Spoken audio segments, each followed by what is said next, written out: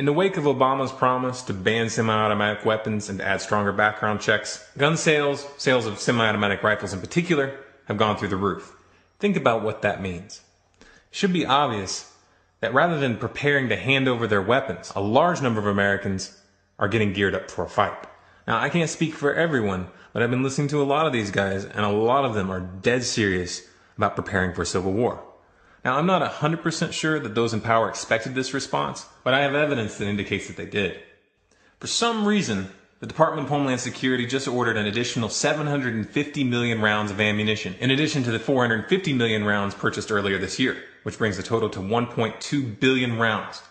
What stands out when you look at the actual purchase order is that there are massive quantities of hollow point bullets and buckshot. Hollow point bullets are designed to expand rapidly when they hit their target, ripping large chunks of flesh off as they exit the body. As such, they're banned by the Geneva Conventions. These bullets can only be used domestically, and it's not for the police. Now, anybody who's ever owned a firearm knows that you don't do large-scale target practice with hollow points. They're expensive, much more expensive than Full Metal Jacket. And the same goes for buckshot. You don't use buckshot for target practice. It's much more expensive than birdshot. This is the kind of ammunition you carry when you expect to engage an enemy, and when you don't want that enemy to survive the encounter. And at 1.2 billion rounds, that gives them about 4 bullets for every man, woman, and child in America. Why would they need that? Taken by itself, this would appear to be just another element in the preparations for a domestic conflict that have been building up for some time now, along with the military-grade armored vehicles for local police, the militarization of the border, the beginnings of drone flights over U.S. territory, the military drills for domestic house-to-house operations, and the NDAA of 2013, which passed with provisions for military detainment of U.S. citizens intact. But in the context of the current situation, you have to ask, why did they buy such a large quantity of hollow point bullets right now? Could it be the fact that they know that the economy is not going to hold up much longer? And when the situation starts to unravel, they're expecting all hell to break loose? This is not a joke. The U.S. is over $16 trillion in debt. And all indicators show that these attempts to shore up the economy by printing more and more money with QE3 and QE4, it's not working. Remember those toxic assets which caused the 2008 financial crisis? And remember how the U.S. government bailed out the banks supposedly to cover those bad debts? Well, the banks didn't use that bailout money to pay off those assets. Those derivatives are still on the books. Those toxic debts are still on the books. It's a landmine that's just waiting for something to come along and set it off. Now, I don't pretend to know precisely when this powder keg is going to blow, but sooner or later, it will. That much you should count on. And if you're not counting on it, then that means you're going to be caught with your pants down, completely unprepared, without any idea of what's going on. What do you think would happen in such a situation? How do you think your government would be behaving?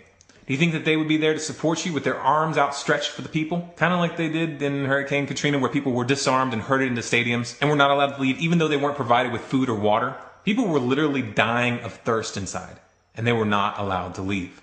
It would be a fatal error to assume that the government is going to help you in the case of a real national crisis. And it would be a serious miscalculation to think that gun-toting conservatives are the real threat, or that the government's goal is to keep weapons out of the hands of criminals. If the government really wanted to keep guns out of the hands of criminals, they wouldn't have sent thousands of automatic weapons straight to the Mexican drug cartels during Operation Fast and Furious. Operation Fast and Furious lasted from 2006 to 2011. Involvement can be traced all the way up to top-level administration officials such as Eric Holder, and it has resulted in hundreds, if not thousands, of deaths. This isn't a conspiracy theory. All it takes is a simple Google search on Fast and Furious to pull up dozens of mainstream articles from both the US and Mexico on the topic.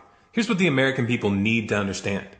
Those bullets were bought by the Department of Homeland Security, the NDAA and the Patriot Act were put into place, and the laws that they're going to attempt to push through in the coming months serve one purpose and one purpose only: to ensure that the powers that be don't become the powers that were. You and your family, regardless of your political beliefs, are just liabilities for the psychopaths that really own the U.S. government. They won't hesitate for a moment to sacrifice you and everyone you love to maintain their power. If you think that I'm exaggerating, I encourage you to click here to watch The Road to World War III. It's a mini documentary that I made that should help to put the situation into context.